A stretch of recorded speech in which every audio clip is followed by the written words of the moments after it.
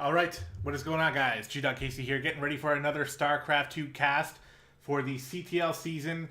As always, representing Lost in Translation here. We have had a hell of a season so far, 4-1 before this match started, and we are having probably the most important game of the entire season.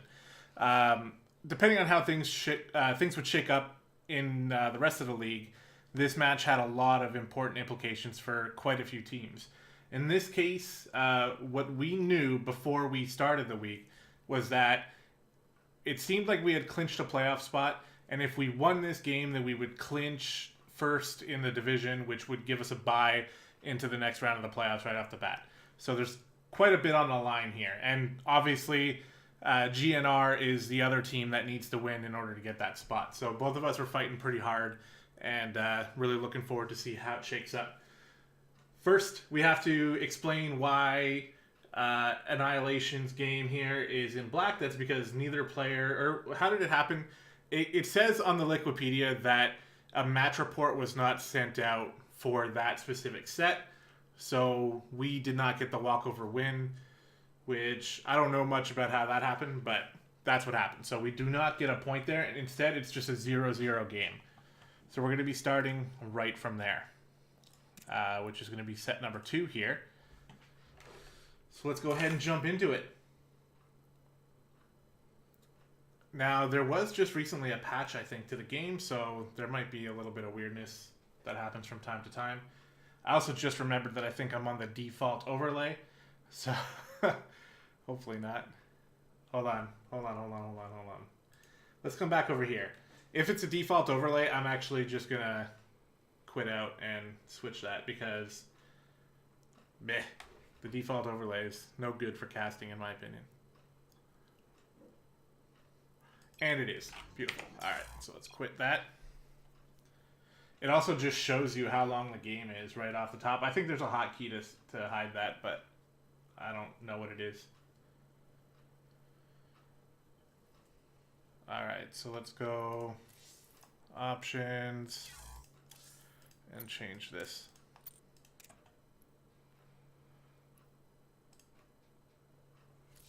Okay, and I'm even going to exit the game and relaunch it because I'm pretty sure you need to do that. So sorry for the delay, but we're going to get back into it very soon.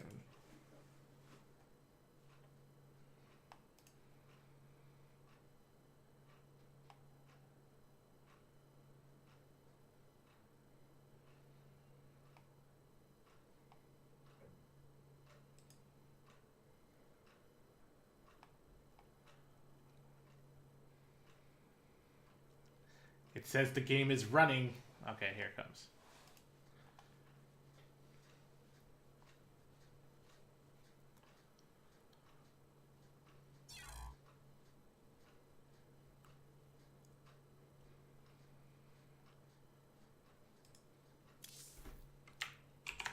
Let's get that music turned back on as well. All right, here we go. Getting started here with set number 2.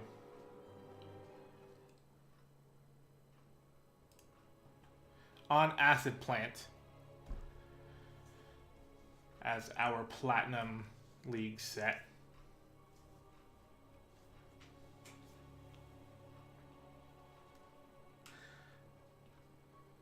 xCloud getting lit in the chat. Alright, here we go. This is what I like to see. Let's get started, guys. Set number 2 here on Acid Plant, down in the bottom right corner, representing LiT in the purple. He is Potato. And in the top left corner, in the blue, representing GnR, it is Slime Pro. Kicking things off with a PvP here.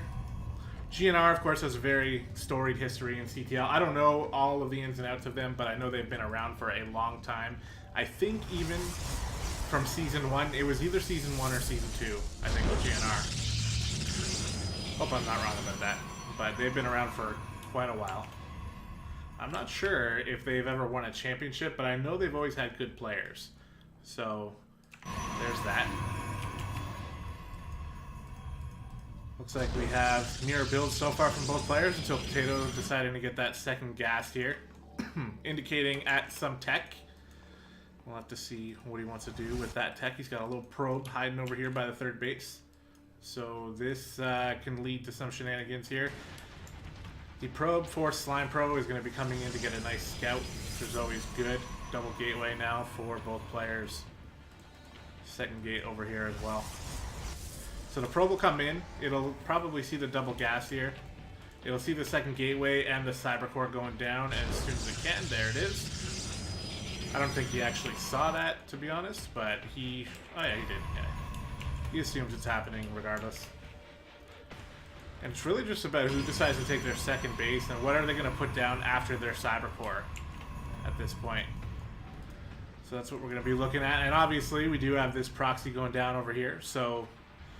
I'm thinking probably Twilight. It could be a Stargate as well, but I'm thinking Twilight if we got the double gateway here. Let's see. What is he going to do? He's going to put it down as soon as the cyber core finishes. There it goes. And we have a Robo. Okay, so I was not guessing at the Robo. The Robo is a pretty good option, especially if the Protoss expands early. We do have Stalkers being made here as well from Slime Pro. It's not necessarily a loss right away, right? He didn't go early Nexus or anything like that, so he has potential to defend against this. He just needs to scout it or to not do something overly aggressive, like move his Stalkers out of his base or anything like that. Of course, we got the Gateway here as well, which is going to help with the quicker warp-in speed. Following it up with a Stargate. So a Stargate could help out if he sees this early. He could get some Voids. Or even a Phoenix would help to, you know, to lift up Immortals, whatever he wants to do. But my thought is that he's probably going to go with an Oracle first. We'll have to see. I do this as well when I mess around with Protoss and I'm doing proxies. I just build the rest of my pylons over where the proxy is. It's just easier that way. You already got a probe there. Potato showing absolutely no thoughts of moving for a second base here. Whereas on the other side, Slime Pro has dropped that second base. He's got himself a bit of a supply block as well, which hurts, especially at this moment in the game when an attack is building up to come after you. It is an Oracle, by the way, from the Stargate, so that is going to be the least helpful thing he could make from that. Of course, he doesn't know what's coming yet. About to have Warp Gate finished here for Potato, and he's gearing up. I don't know. I mean, right now, it looks like Slime Pro's staying at home, so that's what he needs to do. The Oracle is not going to help his cause, though, and it's going to be pretty difficult, because we're going to have at least 3 of the forward pylon here just out of vision as well. It's going to be difficult. There's going to be a lot of Stalkers here, and at least one Immortal. He might be going right now with only one Immortal, which I actually agree with that decision, because it gives Slime Pro less chance to get more going.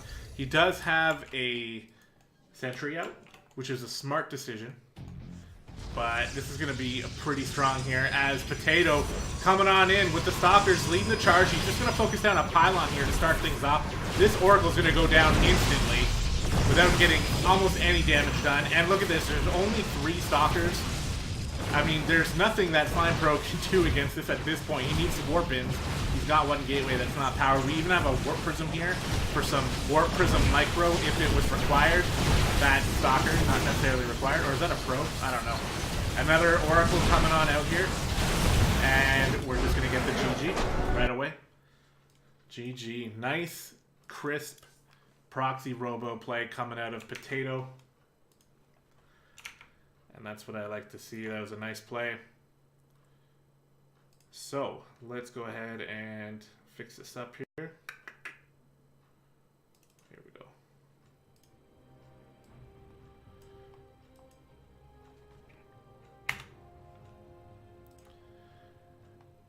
And that's huge because that gives us the 1-0 lead in this series. And we only need 3 wins, I guess. Wait, I could be wrong about that. I don't know. I'm just going to let it play out. There we go. Hey, what's up, KIA? That was a GG. Very nice and crisp here from Potato. Solid build. That'll work. It's a very strong PvP build if the other person doesn't scout it out because you just smash them with Immortals. Okay, so we're moving into set number 3. So let's get into that. What? Oh, yeah, okay. Yeah, because there was just recently a patch, now Blizzard has to... You know, it's incredibly difficult to view a replay from a different patch.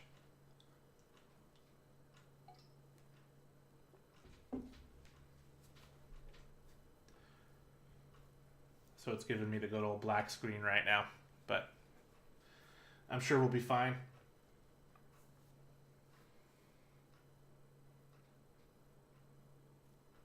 Yeah, here we go.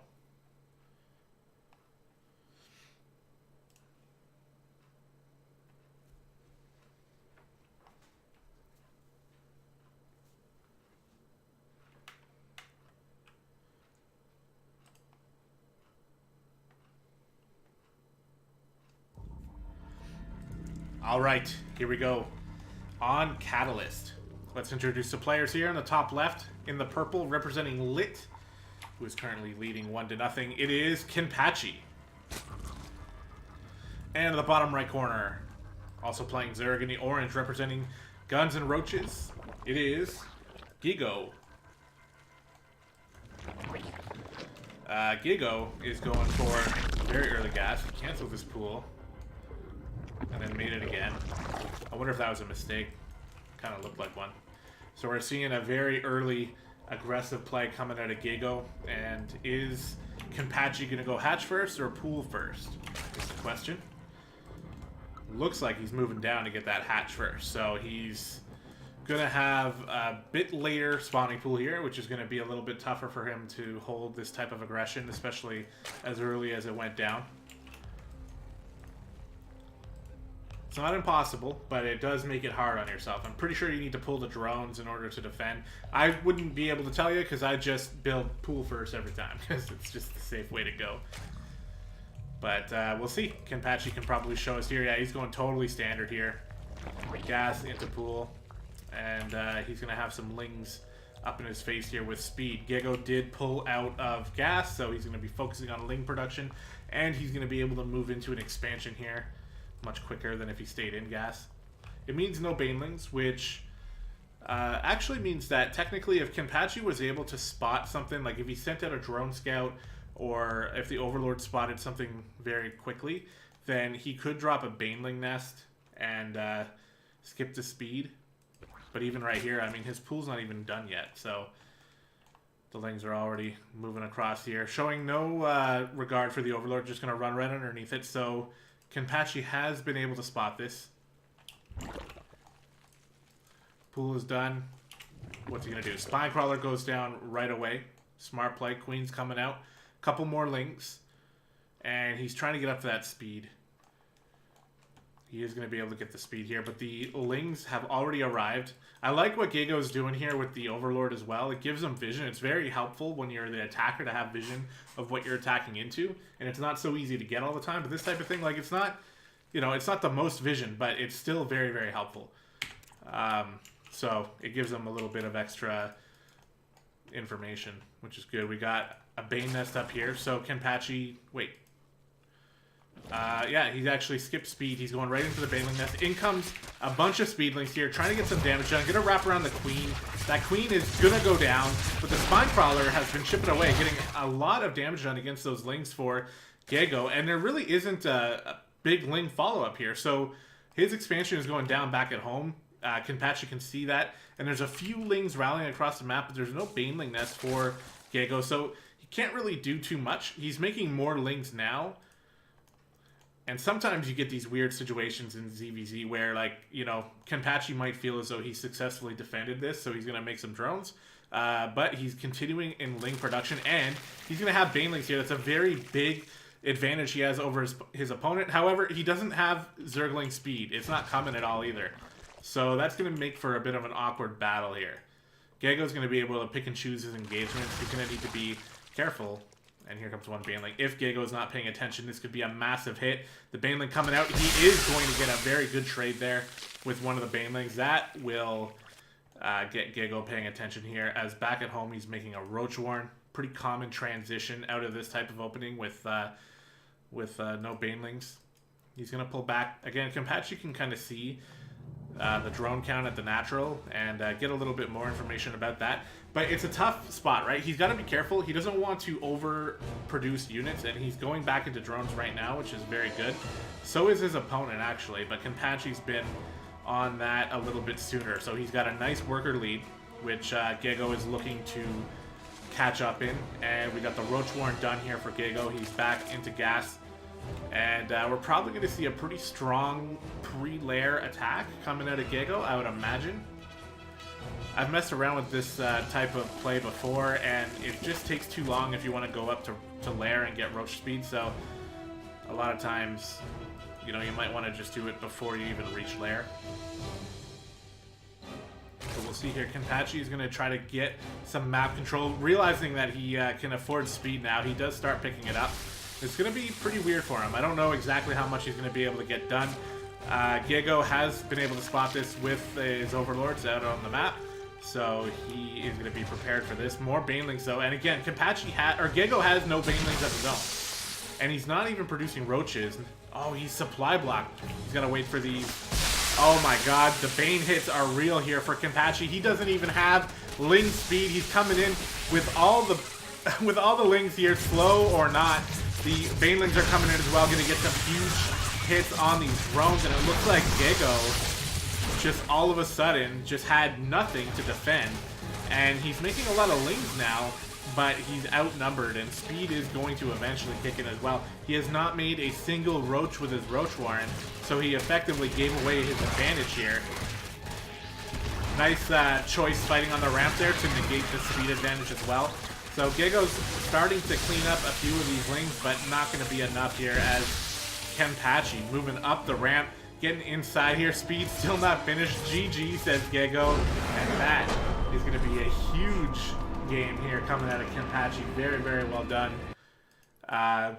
You know, maybe get the speed a little bit sooner, but still, you didn't even need it in that one. And that was a really nice play. Caught him totally off guard. I'm not really sure why he didn't go for the roaches. He was supply blocked, and then I think it was just kind of too late at that point, so that sucks. But it was, yeah, very fun game to watch. We saw a really awesome game from Kenpachi last time we casted as well, so that was just awesome. Sorry, StarCraft is struggling here because of the patch. But, yeah, nice EVZ there. I liked it. Oh my god, I gotta log in and everything.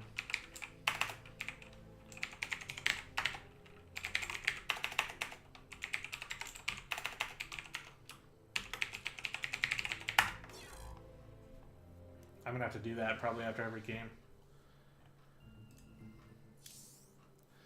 Alright, so yeah, that was set number 3, so let's jump into Photoshop here and fix this.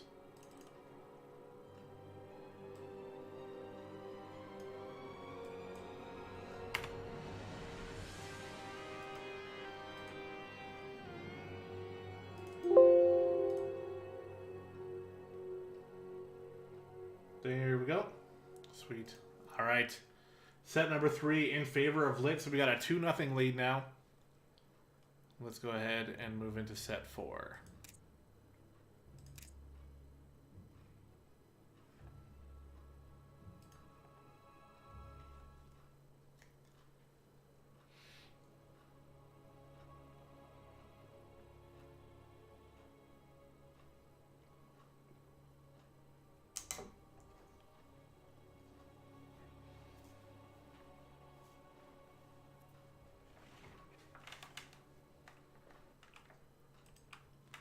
All right, let's mix things up here. Introducing in the top left corner on a Biogenesis, in the green representing guns and roaches, it is Damn Photons, a Terran player that we have yet to see today. And at the bottom right, representing LiT with a 2-0 lead. Nope, that's not the right way. There we go. In the red, playing Protoss, it is Kamushi. Gonna get a good look at a TVP here. Very interesting matchup. There's some balance discussions, but overall it's still fun to watch from a caster's perspective.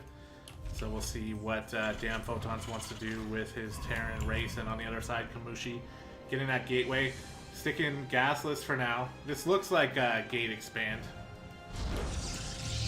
Of course, it's still pretty early to know for sure. The only thing we can really confirm is we don't see a proxy happening from the Terran player, at least not yet. And we're going to get a look here as Kamushi moves on up. He's going to see the barracks is in his base, which is always important. It seems like it's not a big deal, but it's, you know, it's good to just know that it's there. And he's sending a probe. Oh, where is this probe going? This probe is looking like he wants to get a little bit silly here, going to the top corner of the map. Not a lot of stuff happens over there. He actually has gotten his double gases here, and he's going into Cybercore, so he's totally, you know, proxy is still in his wheelhouse. And Damn Photons hasn't scattered across the map yet. He does have a Reaper on the way, so he will get a look soon. And this probe is going to try to block the expansion here. Doing a good job. Already, you know, it's going to force a second barracks to go down before the expansion. There's the pylon up here, so we definitely do have some sort of proxy coming in. It's going to throw off Damn Photons a little bit, but he responded to it fairly well. You know, he didn't just wait around and bank up the money. He did drop the other barracks here to try to get that money spent. And when he does get across here with the Reaper, he might notice that this base seems strangely empty.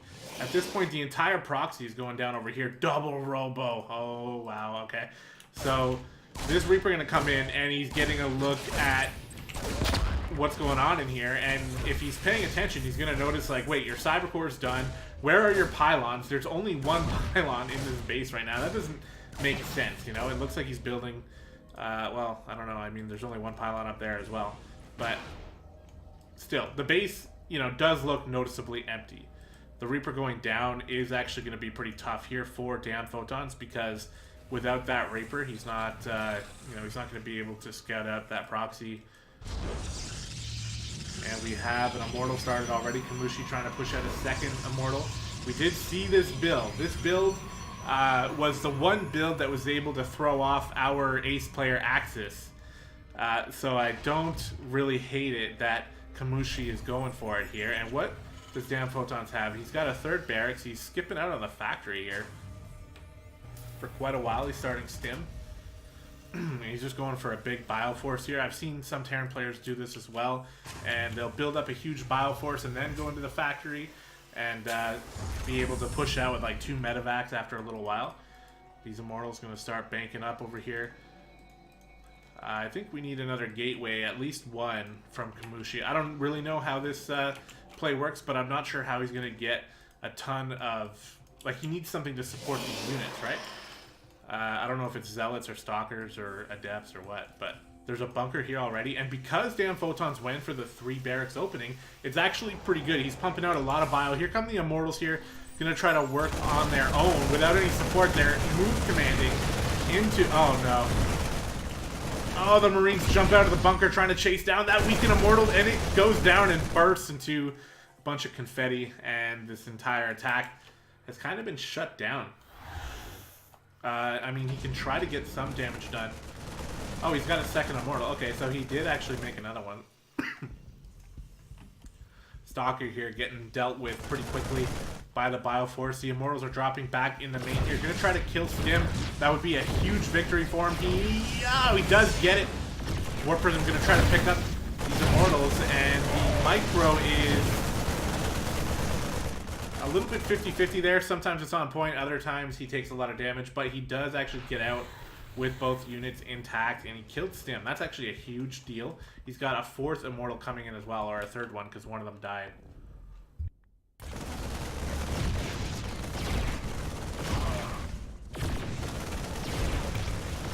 This Immortal doesn't give an F, it's just fighting the bunker by itself and winning.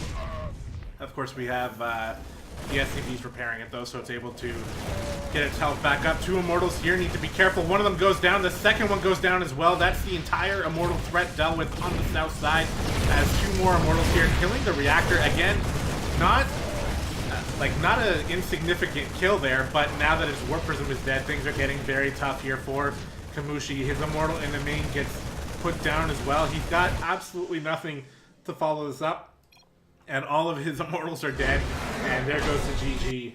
And that was a pretty good defense here coming from damn photons. Looks like some people in chat are classifying that as a bit of a throw. Yeah, you're not supposed to lose the Warp Prism or the Immortals if you can. But, I mean, I'm telling you right now that I couldn't micro any better. So, I'm not going to fault him too badly for that. It is a pretty micro-intensive build, but if you can get it right, man, oh, it's strong as hell. So let's take the L on that one. Nice try, though. And again, like, you can't blame him for trying it when we saw it have success in a previous series. So there we go. All right. Moving on to set number 5. Now, this one had some different... Hey, what's up, Kimpachi? Great game, by the way. This one had some different usernames. But I think I was able to put it together here. Or there was a sub. Maybe that's what happened. Yeah, there was definitely a sub here. So it was supposed to be KIA, who's actually in chat now, but it looks like we had King Vulture going instead. And it says Niru, the captain, but we have Sherbs instead. So I wasn't sure if we were playing on like a different server and they just had different nicknames, or if there were subs. It does look like there were subs. This was the Diamond 2/3 matchup, so let's go ahead and jump into it. Let's get in.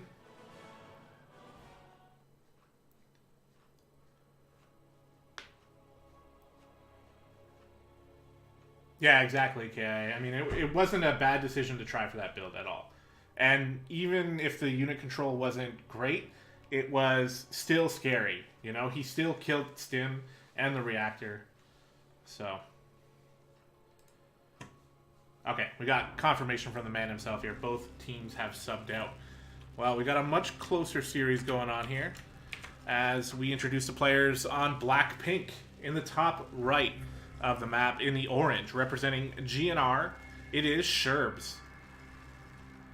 And in the bottom left corner, in the blue, representing LiT, it is King Vulture. I don't believe I've ever seen a game by King Vulture. So I am looking forward to this one here to see how he handles a Terran opponent.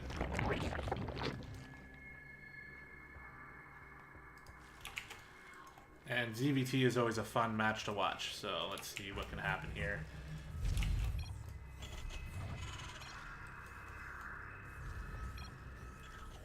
Pretty standard stuff so far. Barracks into gas. It's a bit of an indication that he's not planning on jumping right into like cyclones or anything like that, so it's notable. And for King Vulture, we got the pool going down, getting gas last.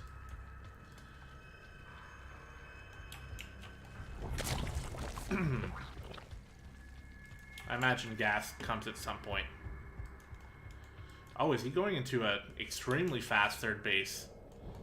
Alright, I can get into this. I like this. So he's going to go ahead and take that very fast third base before gas even. And we'll see how he's going to defend that, or if Sherbs is even going to put any pressure on him at all. I mean, Terran definitely has the capability to put pressure on early in a bunch of different ways. But they also don't have to do that. Sherbs could get a quick third base as well. So we'll see. He still hasn't gotten gas. That's like, it's a little concerning to me because the longer you delay speed, the harder it is to handle Hellions. So, but he's definitely going to macro up here. And we do have, see the reactor going down and another barracks. Okay, alright, so that's a second barracks. No factory yet for Sherbs. Although he might just be moving into that a little bit later. I'm not sure if my timing's off on that. Yeah, he's got the Reaper just jumped out. This could be a 2-1-1 as well. It's a pretty standard looking 2-1-1 actually. So we'll see. Oh, xCloud just said that. I swear, xCloud, I didn't see you say that before I decided on that. Alright, so in comes the Reaper. And he does get one kill, I think. No, he didn't. Both drones have turned into extractors. Now King Vulture getting gas. I don't know if the Reaper is fully aware of the third or not. Let's check that.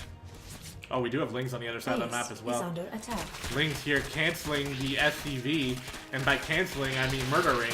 And this command center might have to get canceled. Some SCVs are coming down. That's not going to be enough. The Reaper on the other side of the map was not cleaned up by the Queen. It's running all the way back, but it's going to be too late. Oh, he does finish it. Wow, Sherbs able to finish off that command center there. That's a huge move because he was able to lift it up. Oh man, if he got that canceled, like, he's just so far behind, it's not even funny. But he does manage to keep it alive here. He is still losing out. It's not turning into an orbital. So there's that. And still, it was a solid play from King Vulture, and he's going to get a benefit from that. This command center just doesn't want to land. Finally it does, and it's going to start turning into an orbital. And that's definitely going to hurt Sherbs, you know, in the long run. And he's going to be able to start getting speed now, finally. It's starting at 3 minutes and 43 seconds. And he still hasn't chosen a tech choice either. I mean, he could go into Roaches or Banelings. But really, his tech choice is Macro here. He wants to be making a few more drones, though. Looks like he's getting a pretty heavy supply block. Alright, on the other side here, the 2-1-1 starting to kick in here. Stim is just about finished, and the 2 medevacs are going to be in production. Can he afford it? He can't afford it. No, he can't. Not anymore. Why is he getting... Oh, is he getting combat shield because... Why is he getting combat shield? xCloud. Why is he getting combat shield? Answer that question for me. Orange Marines look pretty dope. Okay, so... What do we got here? We got a lot of Lings here. We do have a Baneling that's going down. We got Lair started.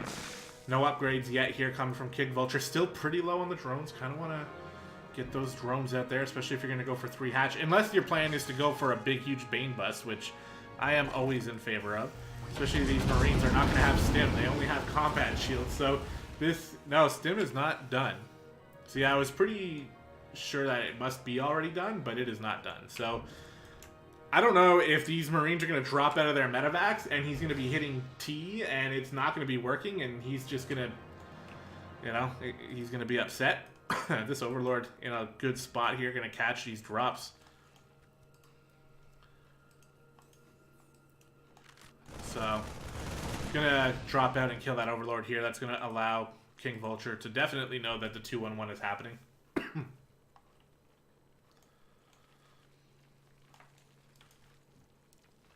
I think he's still going to be coming in, though.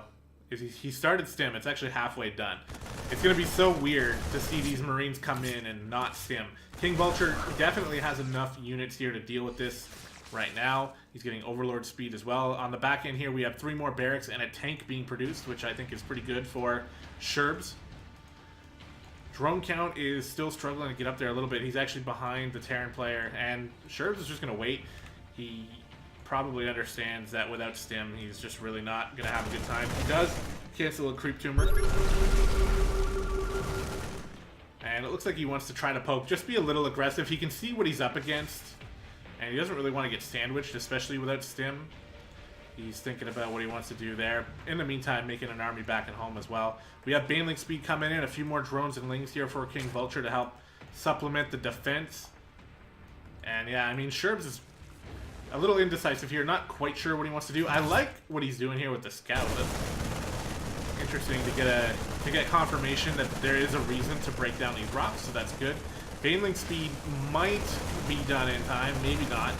And there's no reinforcements. He's keeping his army back at home here for defense, I guess. So this is all he's really going to be doing things with. And he does have Stim now, starting +1. Baneling speed seems like it might be done. It's going to be close. He actually didn't even finish breaking the walls. Here we have a Stim and a Queen that is going to be protected by the Lings. Nice pickup here from Sherbs. Only loses 1 Marine and a little bit of health on those medevacs. There's a lot of Banelings and Lings out here for King Vulture. He might be thinking about a counterattack, and if Sherbs is not home with his army, he might be able to catch him out, get some good damage done. He is off creep, though. Has to realize that. Nice forward Ling there, spotting where the army is. Kind of has an idea of what he's going up against. It's going to be a bit of a strange engagement out here in the open. The Marines are going to go up the field and see That's where the Zerg has parked. In come the Lings, trying to get a wraparound on these Marines. Some of them are going to get wrapped around. There's a tank in here as well. This is very awkward for everybody. The Lings are not quite getting around, but the Banelings are going to get a huge connection here. But it's not going to be enough. All that confetti. But there's still some Marines left, and they're going to be able to push a little bit more forward. We have more Banelings on the way here. Off creep again. Probably going to finish in time. This queen needs to get back. There's not enough Lings for support here. The Marines are skimming. The Banelings are coming in, getting huge hits regardless. That could have been easily avoided by Sherbs, but he does have more reinforcing Marines here, and they're going to kill a lot of Overlords. That's going to be very annoying for King Vulture. And all of us Zergs have been in this position where it just feels like the Terran player just has a little bit more than you. The Lings alone are not going to be quite enough. Skimmed Marines are going to be pretty strong against that, but absolutely no micro coming out of Sherbs here. He's just tanking every single Bane hit right in the face, and he's still able to outproduce here. He's got a much higher supply. A tank on the high ground going to be able to siege up there in just a second. With more Marines reinforcing, King Vulture is getting pushed back into his third base. The Queens have almost no health left. The drones are being selected as well. It's a little bit of a panic here for King Vulture as Sherbs is starting to overpower him when you have just a trickle of Lings coming on in. There's a tank on the high ground as well. It's just not going to be enough here as King Vulture is struggling to produce enough units to defend against this. There's only one tank here. He's going to siege up. He's going to have vision of the high ground. He's going to start pounding away. And he's cut off now from his third base. Any reinforcements are going to get cut off. Luckily, this third base is mining. But I don't think minerals is the problem here for King Vulture. GG. And that was a pretty good classic ZVT. I really like the parade push style ZVT. I kind of wish we had more of those. I really love that in Heart of the Swarm. But in this context, I kind of wish the Zerg player would have held out, but it was strong macro from Sherbs that was able to sort of keep him reinforcing his army. I mean, he was tanking every single Bane hit, and, you know, King Vulture was getting some good trades, but just wasn't enough. The parade was too much.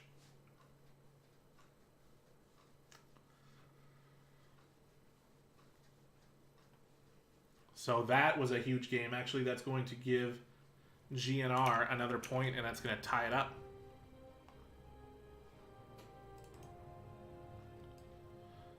And that's going to lead us into a very important next match. I like to call it the Diamond Ace match. I've only just recently started calling it that. But it kind of is. It's the D1 slot, you know? And sometimes your team doesn't have a D1 player that is able to play in that slot. So sometimes somebody's got to step up, right? And when that somebody happens to be me, I like to think of it as the Diamond Ace match. Against a player who I have played against before. And I will not spoil what happened in those previous matches because it would probably spoil what happens in this match as well. But let's do it. It's always a little weird when you do this, but it's a little fun as well. In the bottom left, representing LiT in the yellow, the best color. A person who is ashamed that he doesn't have many teammates who share the love for yellow. It is the Zerg player gdoggcasey. And at the top right, in the teal or pink, I'm always confused. I think it's teal.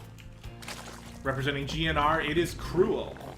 Cruel's been around CTL for a long time. I've known him from before, like I mentioned. You know, a couple years ago when we had that series. And he's going for a very fast gas into pool here. For some incredibly fast Zergling speed, maybe some Banelings. I'm going for that pool first. Kinpachi, if you change to yellow, I'll be your biggest fan. We have the pool going down first here for gdoggcasey. It's a safe play, and it's the right play in this specific situation. It's going to keep me safe. And again, like, you can defend these things by going hatch first, but I feel like it is a little... It's too much work. Why would you put so much work on yourself for the small edge you might get for going hatch first? Just doesn't make sense to me. You do follow it up with the gas here.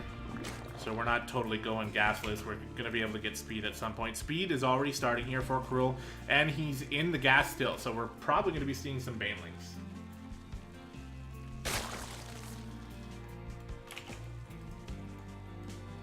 Pool is done. We got a Queen coming out. The Zerglings are already on the way. Gonna be running right underneath an Overlord. I don't remember if I actually spotted this on the map or not. I think the way I spotted it was by sending out these Lings. Yeah, see, if I would have spotted it, I would already have a spine on the way, so I ain't that good. I don't watch my Overlords constantly on the minimap. Are you serious? But in this case, though, when your 4 Lings run into the 6 Lings of your opponent, you kind of know, alright, that's what this is. So we're going to be getting that Spine Crawler, which didn't start. And this has been happening to me quite a bit. Spine Crawler did not start. We're getting speed. We're pulling out of gas. Keeping 1 in there so we can eventually make a Bane Nest if we need. He was making 2 Bane Nests, I just saw.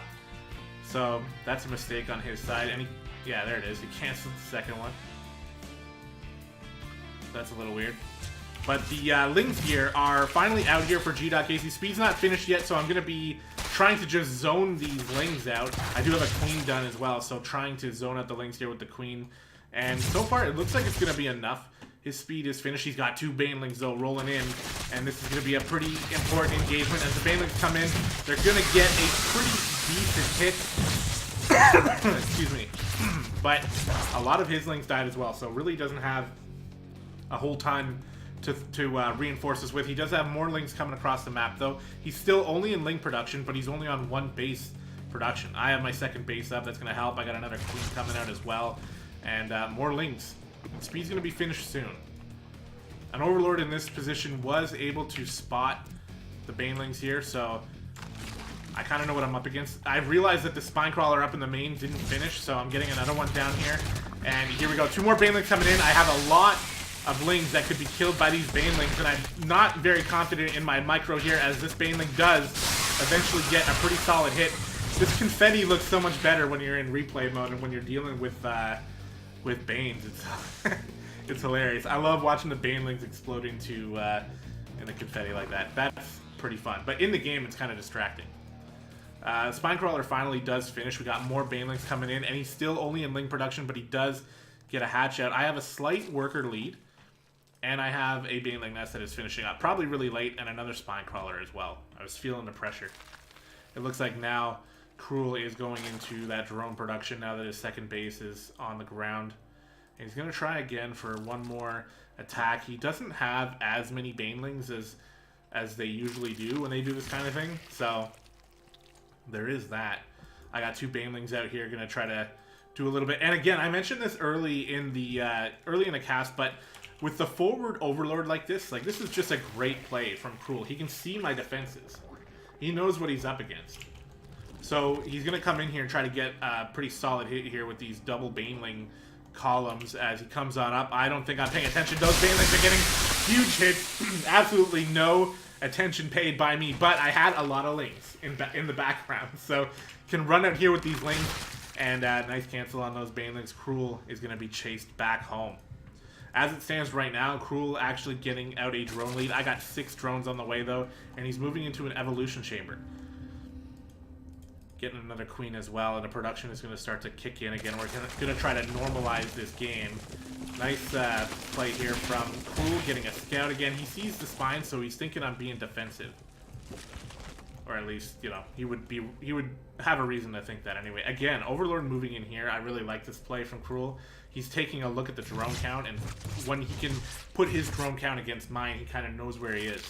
Right? We have even drone count now, though, because I've moved, I don't know why, but it's an even drone count. We got the Roach Warren coming down from me, and he's got the +1 melee coming in, which is a pretty good counter to the Roach play.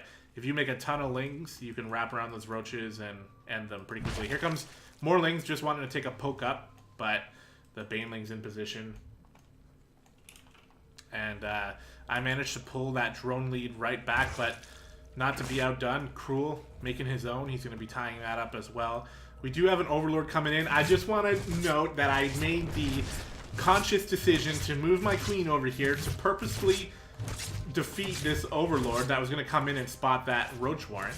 And there's a little bit of a, you know, some posturing going on here. But look at this. He sees it, and then he dies. So he knows that the Roach Warren is there. And we got 9 roaches on the way. On this side of the map, we see a little drone here skirting out, trying to get that third base, but my Overlord just kind of randomly right in the right spot. So I saw that. You're under attack. Siege up. Yes, Tasteless. Let's siege up. So here we go. Losing a bunch of lanes to a very bad engagement.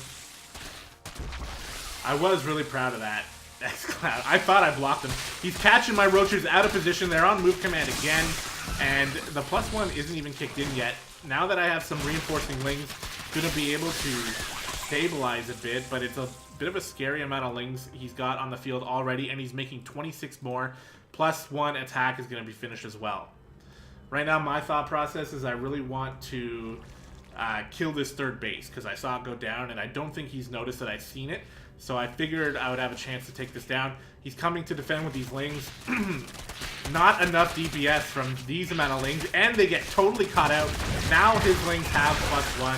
The roaches try to join the fight, but there's so many Zerglings here. There's no way that I can overpower him. He gets a full surround on the roaches, and I wasn't even able to cancel the third base. So feeling pretty bad now. I am remaking roaches. I'm trying to get them in position to defend my third, I guess. I think I wanted to knock down these rocks. I think there's a dog barking in the back. And here he is threatening to attack the third. He's got +1 on these lings, so they're much stronger. I guess he didn't want to fight that. I feel like he probably would have won. And he is still winning here. As he's getting another huge surround, he jumps on my roaches that are vulnerable. I tried so hard to squeak them out to get them to fight back by the spine crawlers. But now he decides to go after the third base. We're going to be canceling that third and just trying to set up a strong defense here. Look at this, I'm floating minerals here. I got no gas. I couldn't make enough roaches to defend against this because I was way too late making extra gases. So now I'm just trying to spend my minerals. I'm making spine crawlers. I can still sort of choke this up with the roaches that I have here. So it looks like he's still not really wanting to commit fully into that, but he has secured a gigantic drone lead. So he doesn't have to attack into this now. He's got a much larger base count and a much larger drone count as well. So why would he suicide all his units into my, you know, it's basically like a Terran wall here with siege tanks and shit. It's about as close to it as you can get. So I'm just trying to defend, and I had an idea. I had an idea for an all-in that I've done before, and I promise this has worked. I swear.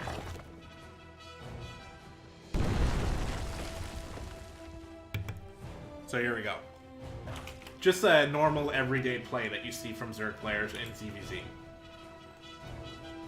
We're uprooting the spine crawlers. It's not Nidus. Nidus is basic. Everybody Nidus is. It's the spine crawler pull. So we got the forward links here trying to scout out what we can do, where we can place them. And he had good vision though. Cruel with his overlords were very well placed. He was seeing everything. He probably even saw the spine crawlers. And, you know, they're taking forever. So I'm just literally trying to make as big of an army as I can. And bring them on over. Yeah, but with a Nidus, you need a lair. I don't even have a lair. By the way, speaking of lair, we have Spire almost finished here for Cruel. So he's getting the pieces he needs to defend against this. He's definitely seeing this. Now, look, this is the problem that I had, though. These spine crawlers, I wanted them to root right here. Okay, now stick with me. If the spine crawlers rooted right here right away, we might have had a different story. But they were actually queued up to move here and then come back. So as he jumps on my army and starts destroying absolutely everything I have, my spine crawlers probably would have been rooted by now. But I screwed it up big time. And now the spine crawlers are just getting torn up. So, and then the mutas are coming out anyway, right? So it was going to be pretty tough anyway, but I had shift held down while I was trying to root those spines, and it just totally screwed up the entire engagement. I had no idea why they just ran through the bushes, so it hurt a little bit. Because I think that I would have been able to win the fight on the ground if they all rooted, but, you know, they didn't root, so that sucked. I tried pretty hard, but I felt pretty good about that game because it was a little bit close. I held off his defense, And he also is a real Diamond 1 player, and I am not. So my MMR's got me right in the middle of Diamond 3. But I felt pretty okay about the game. However, the sad thing is that does count as a loss. And due to the way that this ended up working out, it's going to secure the loss for our team on the week, I believe. Oh, wait, no, what am I talking about? No, so it's 3... Yeah, in this case, then, the ace match... Yeah, so if Axis wins the ace match, then he wins because we would have a tie score, and it goes to the ace match. So never mind. Forget what I'm talking about. I don't even know what I'm talking about. I don't know why these people let me speak on their behalf. Can't even win a ZVZ when my team needs me. But at least I kind of felt okay about the game. I've lost playoff games and felt terrible.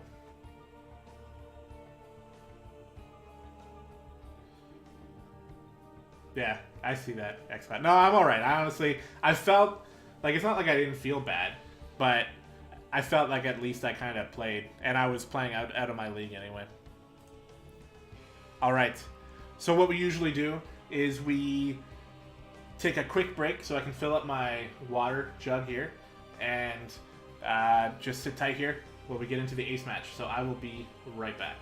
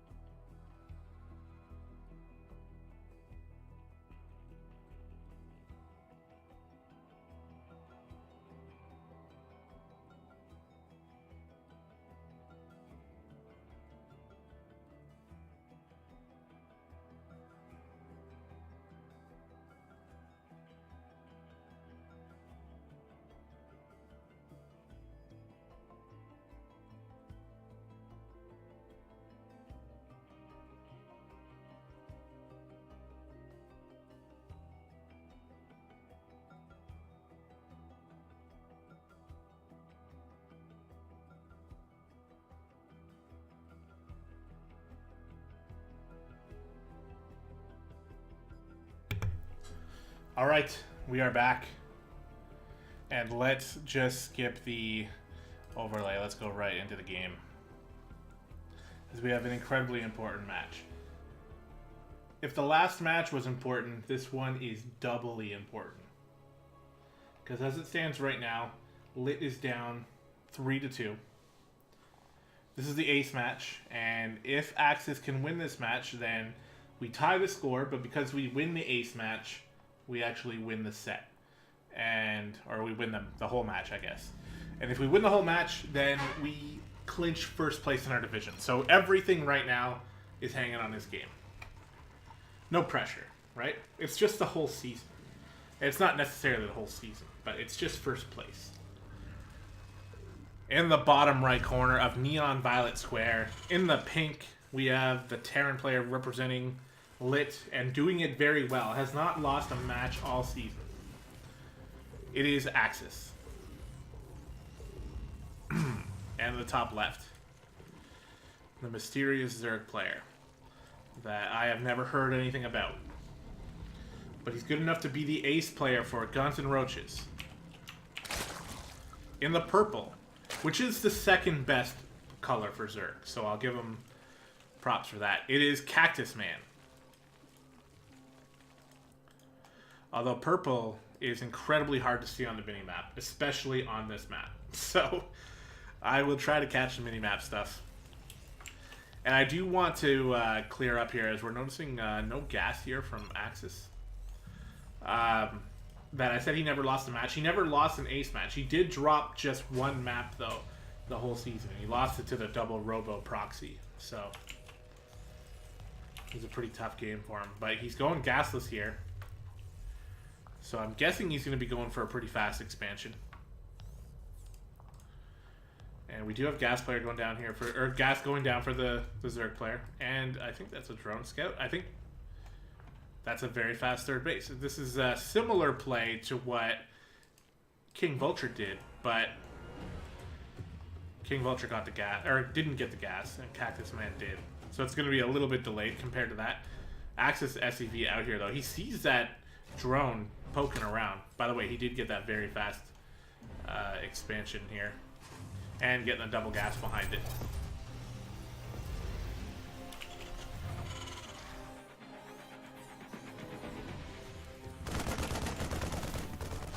Gonna be able to take out this Overlord, most definitely, with the Marine split he's got here. SCV out and about looking for things as well.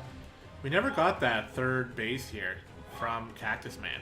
In fact, he's made 2 lings. He's making 6 more. So he's going into a Zergling heavy opening here with speed and a couple queens, sticking on 2 bases for now. Bunker, smart idea here from Axis. With the factory being so delayed, he's not going to have any Hellions or Cyclones or anything extra to really push away a nice number of lings. These 2 lings could get up here and cause a bit of havoc, but no, the bunker's going to be done in time. The Marines are going to jump in. There is only 3. I'm not sure what happened to the 4th, or if there was ever supposed to be one. But there's a nice number of lings here. It looks like Cactus is going to get his OV speed and his ling speed, and I don't know if he wants to keep making... I'm looking to see if he's going to make drones. Okay, there we go. So he is making drones.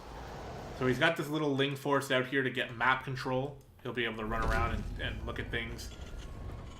I think he should have an Overlord in position to be able to scout the main, but actually that was the Overlord that ended up getting picked off as the lings run around the bunker. Quick reaction here from Axis to get the Marines out of the bunker, but it looks like they might get surrounded here. SCV's helping in the fight. That's very important because they were needed in order to defend that. Now we have Hellions coming out as well. Nice little bit of damage, though. He did pick off 2 SCVs in total, and he is now getting the third base. We're seeing a switch out of the medevac. What? Oh, it's gonna make a Viking instead. Okay, the Overlord is coming in with speed. He's getting a look now. He came in from the other angle. Gonna get a full look at what's going on. Understands what he's up against. But he doesn't see the fusion core. Fusion core going down behind the mineral line of the natural. And I guess this is gonna be for some sort of Liberator range play. Bandling that's going down. Lots of drones here coming out of Cactus Man. So he's focusing on drone creation now that he's already got a Ling Force out. A little bit of something happened over there. I don't know what it was. But we do have the wall going down here from Axis. I like that idea. Not going to get fooled by a quick Ling run by like that again. And he has absolutely no bioforces out on the map, except for one Marine that is in the bunker. So that's a little weird. The Lings are not going to be able to get this scout. I don't think they can see that. No, they can't. Hellions are going to be able to shoot that away pretty easily. And we're actually just straight up getting battle cruisers, so it's not even Liberator range, it's just battle cruisers. Is Cactus Man going to be able to figure that out? He's got another Overlord coming in for the scout. It might get a look. Oh my god, it just... Yeah, that definitely sees that. He sees the starport on the tech lab. That's going to give him some ideas. He's getting his lair. He's getting spores. So, probably thinking Banshees. It's logical to think that. Just get them just to be safe. But there was no cloak researching. That's something he probably noted. We have a third command center going down. We have an engineering bay. And we're just having constant Hellion production here. Yamato cannon almost finished. And the Hellions are going to go out on the map here. And the battle cruisers are in operation. This is a lot of Hellions. And there's not a lot here for Cactus Man. I don't know where his Lings are. Oh, he's got a nice amount of Lings here. But there's still enough Hellions to be able to micro against that and get that creepy murder. Oh, the battlecruiser just warped in here. This attack is happening right now. These Hellions need to be very careful not to die to a bunch of Banelings here as they're pulling off of creep. These battlecruisers are just, or this battlecruiser, excuse me, is just going ham on these queens. It's taken a lot of damage from only queens, but I think it's going to be able to kill off all the queens. There's got to be another battlecruiser coming in to help with this as well. Finally, the Lings are starting to overpower the Hellions a little bit. Not quite, as the Hellions manage to kill off all the Lings, and that's the last queen taken out. This mule is going to fall down. That is not a Manor Mule. That mule's going to be trying its absolute best to repair this. Oh, the Spore Crawler, though. That Spore Crawler is so annoying, and the Hellions have to focus on the Lings. Is it going to survive? This is incredibly close here, this battlecruiser. A lot of Lings just come to the defense, though, of Cactus Man. The battlecruiser is still doing damage, but all the Hellions are dying on the ground. He's going to be able to warp that back home and repair it, and then use it in the defense. But speaking of the defense, there's really not much here. He's taking a third base that's incredibly exposed, and for the first time in quite a while, I would say that Axis does not appear to be ahead in this game. The battlecruisers are an interesting addition to the army, but as you can see, they can't really even defend against Zerglings very well. They don't have a lot of DPS, it seems, on their own anyway. But they are going to be able to defend this. This is turning into a planetary, which is going to be good here for Axis. And he's going full into mech from here, which I think is the logical choice. On the other side, what is Cactus Man doing? His lair's been long done. He's got the Hydra Den up. He's getting more gases. He's already got the Infestation Pit as well. A Roach Warren, he's getting a fourth base. You know, just trying to do everything to push towards the late game here. He's going to be able to get that Hive even soon enough. And once these battlecruisers get healed up, I mean, they're still going to be a pretty big force. It was such a close battle with that queen. Or those queens, I should say. Getting a fourth base as well. There's this Overseer that's just kind of spotting everything. It can drop changelings whenever it wants, so that's not really good for Axis. At any time, he can be scouted, but he's really focusing his defense over here on the third base, which I think is smart. That third base is very important. And we can just see the full-on mech transition. Hive being done here. Definitely, by the way, Cactus Man knows what he's up against. So we're going to be seeing some master level decisions on what to do against mech here. He's making infestors. You don't see that every day. You do see it some days, but not every day. We do have the Blue Flame, by the way, out on these Hellions, which is one of the 2 upgrades that Axis has. He's getting +1 attack on his vehicles here pretty soon. But there's a lot of stuff here for Cactus Man. I don't think that this is going to be enough here. There's Hydras out as well. Ooh, the 4th base getting spotted here. It's actually not the 4th, it's the 5th base. But it's way out there and hard to defend. So I think we're going to be able to see a cancellation on this. Is Cactus Man going to try to defend here with his Ling Roach Hydra army? Oh no, this Battlecruiser is getting targeted down by the Hydras. They are going to get pushed away though for now. A lot of Infestors are on their way though. A lot of them. 7 Infestors. They're going to warp on out of there. And that gold base manages to stay alive. By the way guys, the in-game sounds are sounding pretty damn loud in my headphones. If they're too loud, please let me know. I feel like I have to raise my voice quite high. But a lot of the times that's just in my own head and it's actually not that loud. So let me know. Here come a bunch of Lings. They're going to see that the defense is mostly saturated around a 3rd here. So I'd imagine he doesn't really want to attack into that. This is going to be pretty hard to kill. And I think he's just going to go back, realize his opponent's playing defensive. He's taking like a ton of bases here. He's got up to 6 now. He does have Hive. He's getting Brood Lords. Getting random Spore Crawlers around the place is a smart idea since those Battlecruisers can just warp in. And he's got this army here. Now this army alone isn't all that strong against mech. I mean, it's not bad against mech, and it's up to the Infestors to really make the difference here.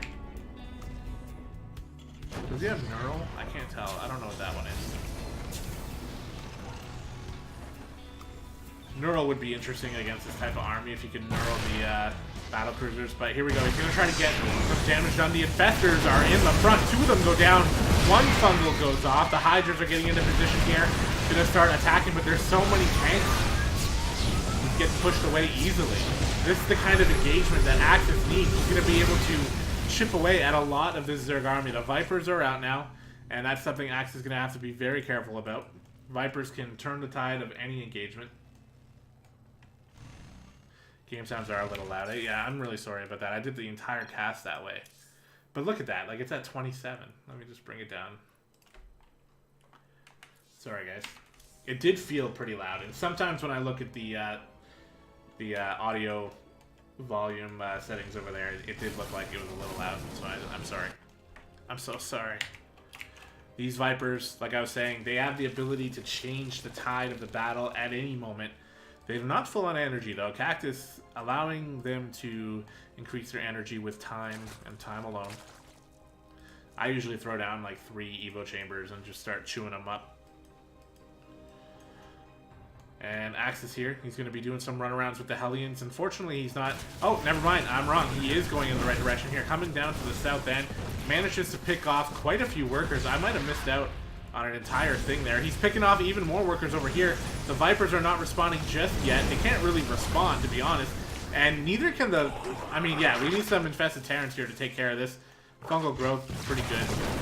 Those units are destined to die. But a nice little batch of drones going down here for Axis. And look at the workers count. Both of these players have over 80 workers. And we are finally seeing a long macro game here, as the longer and longer this goes, the more and more I want to give Axis the edge. Just because, like, the Zerg player needs to prove to you that they can deal with mech. And I just haven't seen that yet from Cactus Man. But he does have a large army out here. The Infestors are moving forward, looking to see if they can catch a big Fungal. These rocks need to die, like, now, so that he can kind of reinforce his army quicker. Especially the tanks can't go through the pink. So when you're a mech player, then Neon Violet Square could really hurt you. Here it goes. It looks like we're having a bit of engagement here. Some tanks sieging up. That does look like ranged Liberators as well, yeah. So this is getting harder and harder to deal with here for Cactus Man. With the Liberator range and the siege tanks, I mean, we're talking about a race that is built around sieging up. Here we go. Corruptors, though, they're going to be able to make a difference. There's not a lot of anti-air for Axis. The Corruptors are starting to get on. The Blinding Cloud goes down on some of the tanks. There are a lot of Corruptors here. These Battlecruisers are starting to go down. Vipers are not even helping, even though they could. No Parasitic Bomb that I saw. And in come the Vipers, getting ready for some pulls here on the Thors. Finally, that anti-air shows up, but it might be a little late. The Broodlords are already complete. And these Thors can't do anything about it. So everything here getting picked off for Axis. He's going to have to unsiege and run all the way back home. That's a very expensive army to miss out on. He's going to get some repairs done, which is good, but he's still being followed here. And he doesn't have a lot. There's only 2 Thors for anti-air. Finally, Vikings are coming out. He should be able to get out a nice number of Vikings. Unfortunately, only 1 at a time right now. There we go. He's getting a few more. And Cactus Man is going to give Axis a little bit of time, which is very important for Axis, but at the same time, I mean, we got 80 workers here for the Zerg player. He's actually done a pretty good job spending his army, spending his money. I kind of expected that Cactus Man would have a little bit more of a bank than Axis does, but my expectations have been subverted for now, because Axis is maxed out with a bigger bank. And his units they have the ability to be more cost efficient. There's a tank here that needs to be healed up. Whoop, I hit the space button here. Instead, it's going to lead the charge here. It's got 1 hit until it dies. Down it goes. So 1 Broodling. But it soaked up a Blinding Cloud. That's actually pretty good for him. The Vikings and Thors are doing so much damage. The anti-armor missile going on the Corruptors. This is the engagement that is going to matter. So many tanks here for Axis in the background, but the air army for Cactus Man is winning. There are no more Vikings to deal with the Broodlords in the back. The Broodlords are starting to just rain hell from above. The Thors are not able to get in position. Not all that great at killing Broodlords in the first place, and now things are going from bad to worse here for Axis, as this base looking to be impossible to defend here. That planetary eventually going to go down. And this has been a really good match so far. The gold base here, a lot of SCVs sneaking over to the gold. That could be helpful, but I don't know that we're going to be able to get enough Vikings out here in time. He's making 5 at a time now. That base goes down. Like I said, he's still got a bank here, but the army that he needs to build is incredibly expensive. And I don't see any siege tanks over here at the 3rd. It is a planetary, so that's kind of like a siege tank in and of itself. It's going to be doing some damage to the Lings. It's going to be a slow push because of these Broodlords. Vikings are coming to engage with the missile turret, getting the repair on the planetary here. A very intense engagement. This is probably going to be for the game. The Vikings are just going down, though. There's not enough anti-air to take care of the Corruptor. GG, says Axis. And Cactus Man. The first thought that came to mind was like a vulgar thing. And it's not because I don't like Cactus Man. It was just like a stupid joke that I was going to say. But I don't really want to make a joke at Axis' expense here, because I mean, when your first loss or your only loss in CTL is to like a crazy double robo proxy that totally throws you off, and by the way, he did almost hold it, then, you know, that's one thing. But in this game, like, this is the first time I've ever seen Axis get out macroed. I don't even know if I would say that it was fully out macro either, but it was definitely, I mean, he lost a macro game, so how else can you word it, really? But it was also mech. We've seen him do other things before. Whoop. I've seen his strength be with bio. So let's see if he switches to bio here. This one is going to be game number 2 in this best of 3 between these two players.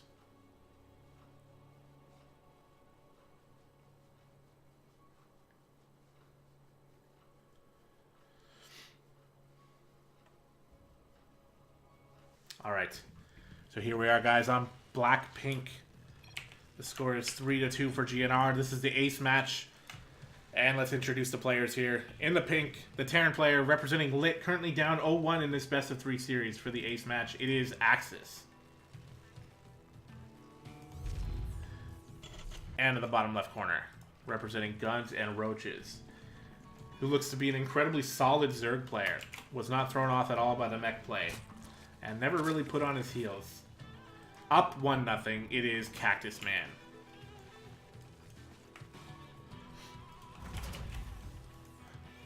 Yeah, we got the gas first happening now. For Axis. Instead of the gasless. Which is going to give him some more early opportunities for damage. On the other side, Cactus Man keeping things incredibly standard, getting that hatch first. Probably into gas and then probably into pool. It's usually what you do.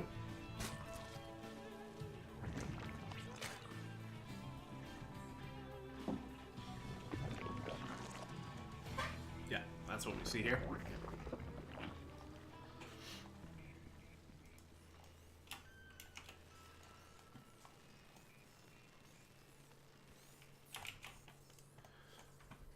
So yeah, like I was saying, like, to be in Axis position here to lose a game like that. Like, that's, you know, like I was saying, when you lose to Cheese, you know, it's like, whatever. You lost to a cheesy play.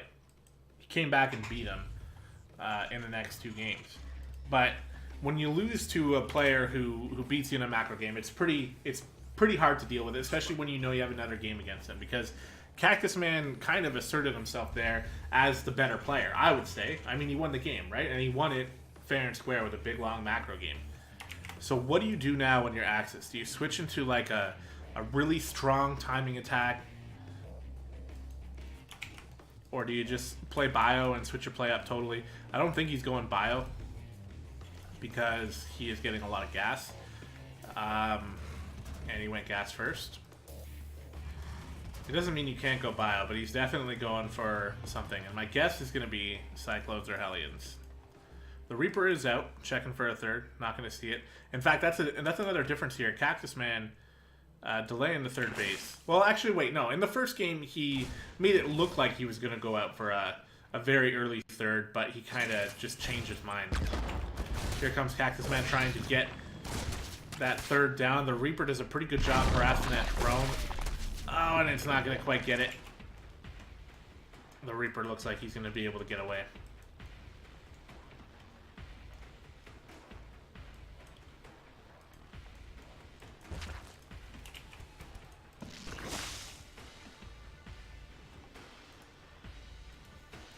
Any Overlords positioned out here? Oh yeah, so he just came in and got a scout. He's going to see the 1-1-1 again. It actually looks fairly similar to what it looked like last time so far. And he's getting the Hellion, so a little bit of a change in the opening here for Axis, but in the end, it looks like he's going for the same kind of thing. Gonna get that Viking to deal with these Overlords. Ovi speed, not even started yet, so he should be able to pick up at least the first one there. And still no real choice here by Cactus Man. He's just making drones, and he's making a lot of them. He's focusing a lot on drones. He is getting a handful of Lings out now. He wants to make sure that he has at least something to defend against run by Hellions. I think he spotted the Hellions here from Axis, so he should know that they're going to come across the map at some point. We are seeing Stim being researched. And a quick third base here from Axis. I like that. He kills the Overlord, and he builds the very quick third base. Very nice play from Axis, and he is going to be switching into bio. Might even be able to get the second Overlord here with this Viking, if it passed the way we want it to. It's going to be pretty close. He might not see it. Oh, he sees it. Alright. So that Overlord will die. Might get a scout off on the third. Doesn't look like it will. On the other side here, Lair coming in for Cactus Man. He's got his Evo Chambers up. He's getting his Bane Nest. I think he knows he's up against Bio. And these Hellions are going to do a good job pushing away this Ling run by. The Lings will scout out the third. So now Cactus Man has an idea of what's going on. He'll be able to make 5 Overlords. He is supply blocked due to the Viking. And we got a lot of barracks coming up here. So this is what I like to see from Axis. This is sort of his bread and butter, in my opinion. We're going to see some bio pumping out like crazy. 3 bases. Get some tanks in there as well. But Cactus Man has been going hard on those drones. He's already up to 50. And he's making more and more. He should be getting a 4th base pretty soon. Yeah, there it is. Going to be going into that 4th base. And it seems to me like his goal here is to get his required number of drones, which I guess is 80. And then just start building units from there. And of course, that's every Zerg's dream, is to be able to do that. And technically, if as we're watching now, we're noticing that the army supply is not all that great here. It's only 13 lings. So moving up with some Hellions with a little bit of support of something could be a pretty strong play here for Axis, but he's not doing it. Instead, he's just focusing on the defense. And we do have some lings here. I think Cactus Man's probably feeling it. Like, when you get to around this point in the game, you start to feel a little naked if this is all you have. So he's going to just turn them all into Banelings and replace those lings with some new lings here. And then he's going to have a bit of a force that he can move out on the map with. He's got Baneling speed coming. He's got the melee upgrades coming in as well. So, you know, he's just getting to himself to the point now where he feels kind of comfortable to make some units and move it around on the map just in case an attack comes in, because eventually Terran is going to attack you. As far as vision goes, I don't think he has much. He's got lings around the place, and he just saw the third there. But as far as actual vision, like, yeah, he doesn't have... He's good around his half of the map, but he doesn't have a lot of vision on Axis side of the map. So these drops might be pretty effective here. Let's see how Axis can put them together. Cactus Man showing he's staying ahead in this macro, though. In this supply, Cactus is ahead. One of the first times we've seen something like this all season. The lings are splitting off, going around to look for things. Staying on watchtowers. They're going to be able to spot drops and do stuff like that. These lings running on in, trying to get something done. More of just a sacrifice. Didn't really learn much there. Here comes the double drop. The lings were in position. Some Banelings getting some big hits. That's actually pretty bad here for Axis. He ends up losing every army unit, and he has to go back home. He cannot continue to put on pressure. He's really just got to focus on defense now. And we're starting to see that barracks number getting up there, but it feels a little hamstrung here from Axis. I gotta admit, I'm pretty sure we've seen bigger armies coming from him here. And I'm not trying to, you know, I'm not one to denounce my own teammates or anything, but it feels like usually in previous games I would come back and he'd have like double this just waiting, right? But then also usually he gets some damage done with those drops, so he hasn't really been able to break the armor of Cactus Man, and that really sucks because now Cactus Man is up to 80 workers, which, like I said, that's where he likes to be, which is very good. And he can go into full-on unit production now. He's got the Hydras out. He's going into Hive. He's getting Hydra upgrades. He's got 2 Hydra Dens. I don't usually go that far. The Hive is done. What is his choice going to be? Probably Ultras. And that's very quick for Ultras here. Money scan, though, on the army. He's going to be able to spot what he's up against. Just basic Ling Hydra Bane. But it's a lot of Ling Hydra Bane. And pretty well upgraded as well. I mean, +2 is just started. So I guess the upgrades aren't that great. More like even at this point. And Axis is going to have a pretty strong Bioforce here once his 2-2 finishes. He's also getting +1 weapons for his tanks as well. So now we're starting to see the kind of army that Axis likes to move around with, and we'll see what kind of damage he can get done with that. But the creep spread has been very good as well for Cactus Man, pushing it all the way out to halfway. He's got queens out here that are continuing to push, and it's really going to be just on Axis to clear this creep and to do it quickly because Ultra Dead is on the way. And we got a big surround here trying to happen as the Hydras are running around the right side. There are tanks on the high ground that are shredding these Hydras. I think that if Cactus Man knew the extent of what he was up against, he may have thought he could win that fight. Small amounts of bio units for Axis coming on in, trying to clear as much creep as he can, and he's realizing he doesn't have what he needs. He needs to back up. I think he's just going to go back, and look at this. Axis has taken the lead in supply. He's going to be the first one to max out. So with this max out, he's also got 2-2 upgrades, 3-3 on the way as well. He's got a window of opportunity here to do some serious damage, but the Ultra Den is done. The Spire is finishing as well. I don't think there's any Ultras on the map yet, though. There's not enough supply for Cactus Man to get more than just 1 Ultra. So this is the window for Axis. He's got a beautiful tank line here. Usually you see a little bit more tanks But there's a nice number here. This tank needs to siege up, and it looks like he's going to try to start pushing forward here, start clearing this creep that's bursting into confetti. Here comes the huge Ling Hydra force, trying to get this around. The tanks in the back are firing, and they are doing a lot of damage. They are off fleet now. Baneling's getting some decent connections, and tanks are in some pretty good spots. These two tanks, though, getting abandoned by the bio. And that's going to get cleaned up. Pretty nice defense here from Cactus Man. He's got some Lings over here that are doing some damage. Only 4 workers killed, so I don't think it was anything too significant, but I definitely missed it. We got another base going down over here, and once again, Axis doesn't usually go up against this type of resistance. One tank here all by himself, doing damage to these Hydras. Does manage to pick one off before it goes down. We got a Ling run by the way, coming down the right side. And the Ultra is just out there leading the army, basically. This base, by the way, is canceled by a nice small Ling Hydra force. And that really sucks for Axis. He's going to start running out of money soon. Another Ling run by over on this base. It does get lifted up eventually. It's pretty low. It is burning. And there's no SCV around. An SCV is likely to be pulled, but it's not around. And all of a sudden, Axis just needs to hold on tight here. He's being hit from multiple angles. He did lose one base that had to be canceled. Trying to drop, which I really like this idea, but it's going to take a while for that drop to get out there. In fact, the drop might actually just get caught out. There are more Ultras on the field now. This drop is so close to the army, but it manages to skirt on by. But is he going to be able to defend back at home as we have a 2-pronged attack here coming in from Cactus? He's got more Lings coming in to the third as well. Axis leaving his bio units back there, but I don't think it's enough. Ultra storming into the third base. The planetary is going ham here. It is not being repaired fast enough. It's going to end up dropping, and this is not looking good for Axis as he's being overrun at his third. He did manage to survive, but he had to lift here. GG, says Axis, and that is going to do it. And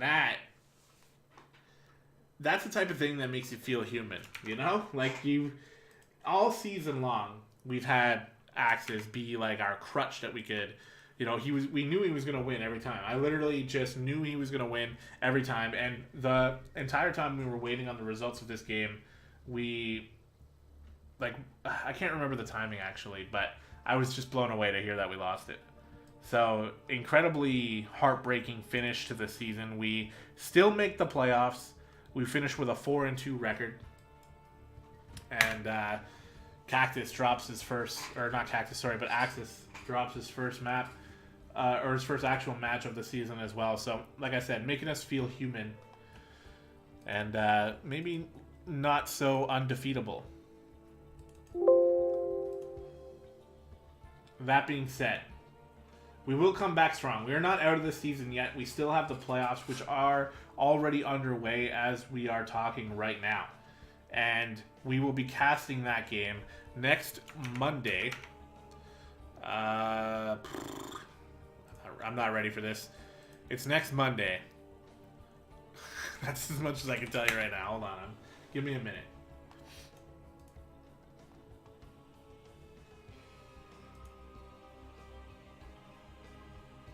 Give me a minute. Oh, I'm off on Monday. Okay. Next Monday at any time. I'm thinking about doing it in the evening to make it a little more prime time, but I don't want to completely screw the EU guys either. So if you guys are on the team, or even if you're not on the team, let me know what kind of time would work best for you next Monday to see the playoffs. I mean, the playoffs are important. We really want to get as many people seeing that as possible. And just so you guys know, the playoff match is happening against Formless Bear Sloths, which is a amalgamation of two teams that amalgamated together a few seasons back. They've been together for a while, I believe. And that's going to be a very important playoff match because the winner of that match gets to go on to the semifinals to take on Guns N' Roaches for the second time, if it's us. I don't know if Formless played them earlier in the season. I imagine probably they did, but I don't know for sure. So yeah, we will be casting that next Monday. It's going to be the most important game of the season. After this one, it's going to be our first playoff game If we lose, we are out. So make sure you're there to be able to see it. Like I said, it's going to happen on Monday, leaning towards at least afternoon, late afternoon. But people let me know in Discord if there's like a certain time. Like if you really want to see the game and you need it to be on a certain time, I'm open all day that day. So I will change it for you. I'll try to make the most people happy. So let me know. But again, guys, thank you so much for watching, and thank you for the kind words in chat. I did see them, and I appreciate that. Makes me feel good. I'm glad you guys are enjoying. And that's it for the regular season. So pretty big. We finished with a 4-2 record, second place in the division.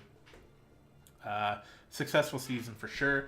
Big shout out to Jester Hat for captaining the team all throughout that, and for everybody who has played and got us into this position. You guys are awesome. Thank you very much, and we will see you next time.